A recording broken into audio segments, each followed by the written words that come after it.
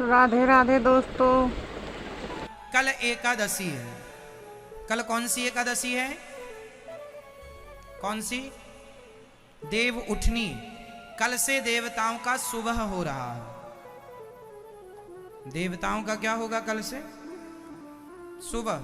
देव उठनी एकादशी। देवताओं का ब्रह्म मुहूर्त चालू हो गया। कल से शुभ काम चालू हो जाएंगे, शुभ मुहूर्त चालू हो जाएंगे। तो कल साल में जो व्यक्ति हर एकादशी को नहीं रख पाता व्रत, तो कल की एकादशी को बड़ी एकादशी भी कहते हैं। कल की एकादशी जरूर करनी चाहिए।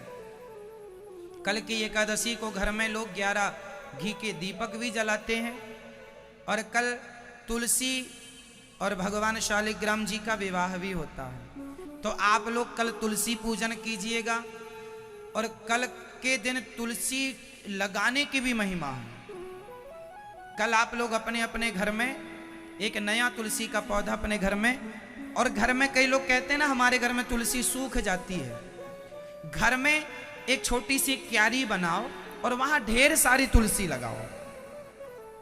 एक सूखेगी दूसरी रहेगी।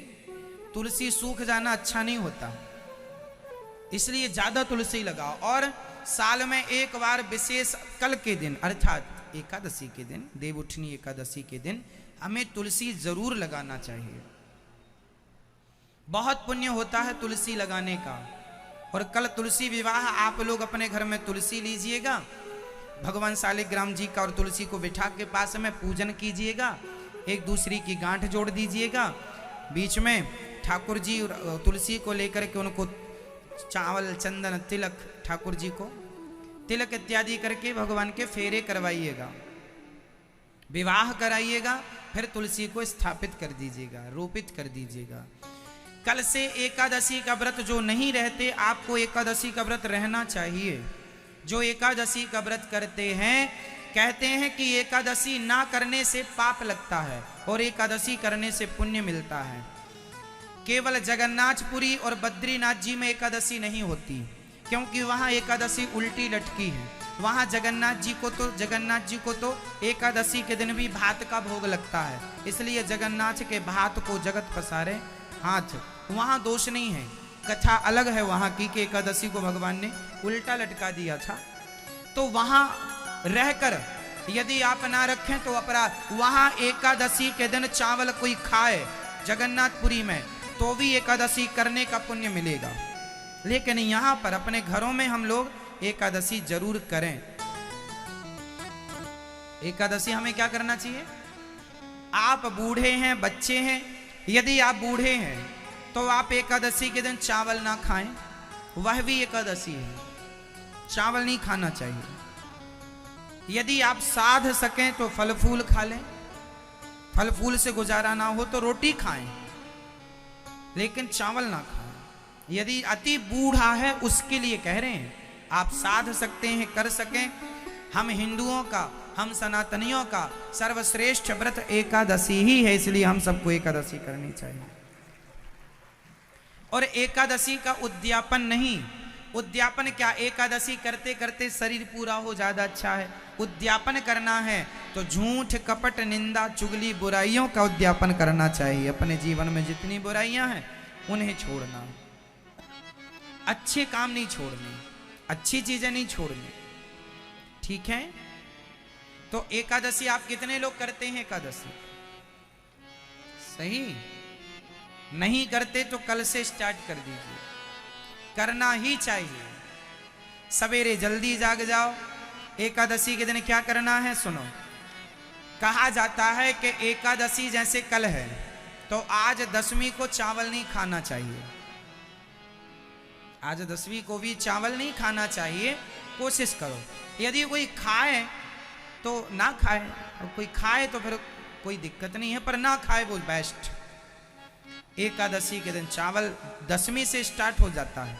आप रोटी खाओ शाम को, जो खाओ फल फूल खाओ इत्यादि, चावल छोड़ के। एकादशी के दिन सवेरे जल्दी जागो, स्नान करो, स्नान करके पूजा आरती, ठाकुर जी को स्नान कराओ, दूध से, दही से, घी से, शक्कर से, जो आपकी श्रद्धा, गंगा जल, लड्डू गोपाल जी को खूब स्नान कराओ, पूजा करो, है ना, कपड़े पहनाओ, आरती उतारो, प्रार्थना करो, हे प्रभु मैं आपको कभी भूलूं नहीं।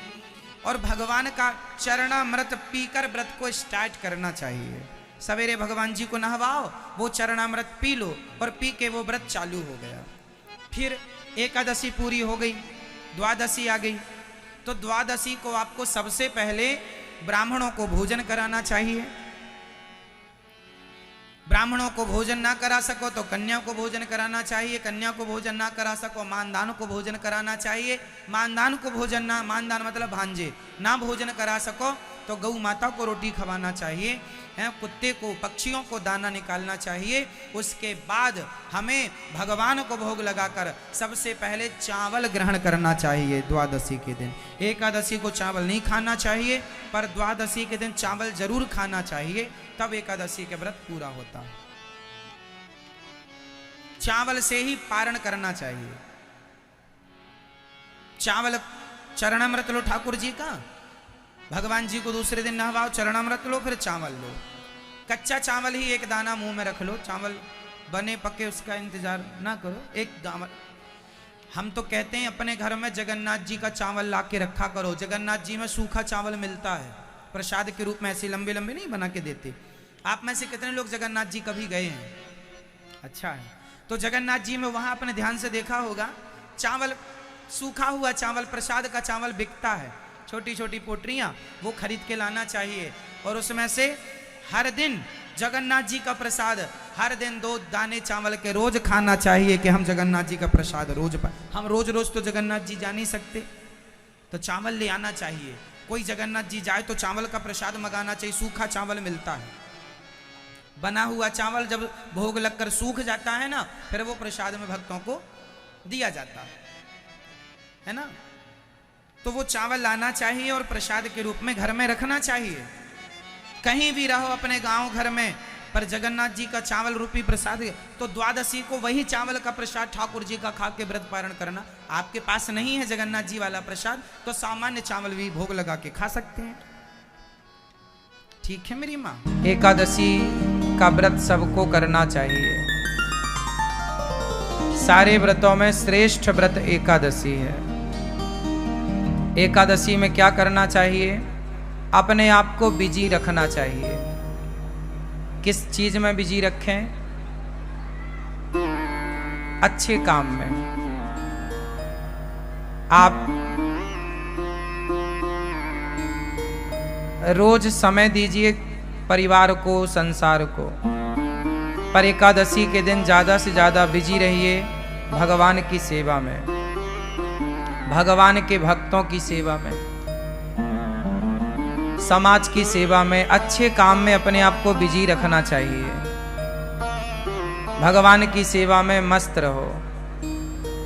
भगवान को आज ज़्यादा से ज़्यादा याद करो, ज़्यादा से ज़्यादा कीर्तन करो, ज़्यादा से ज़्यादा भगवान का स्मरण करो। भगवान में इतने खो जाओ कि खाना पीना भूल जाए। आज लोग एकादशी के दिन भी सवाल यही करते हैं कि महाराज जी एकादशी में क्या खाएं? जब खाना ही है तो व्रत करो ही मत। खाना ही नहीं छूट रहा तुम्हारा, और खाना मना भी नहीं। व्रत का मतलब क्या होता है? व्रत का मतलब भूखा रहना नहीं है। व्रत का मतलब है प्रतिज्ञा। वो तो हम व्रत रहने का मुख्य कारण यह है कि हम अब आज हमने कुछ खाया नहीं। इसका मतलब ये है कि हम भगवान के लिए देखते हैं कि हम क्या क्या कर सकते हैं, कितना हम भगवान को भूखे पेट याद कर सकते हैं। वो कहावत है ना, भूखे भजन न होए गोपाला, ले लो अपनी कंठी माला। तो ये देखा जाता है कि तुमसे भूखा कितना भजन हो पाएगा। ये चेक करो अपने आप को पैरामीटर में कि एकादशी के दिन कितना आप रह पा रहे हैं। जब आपको बिल्कुल ना रहने पावे तो फलाहार कर लो।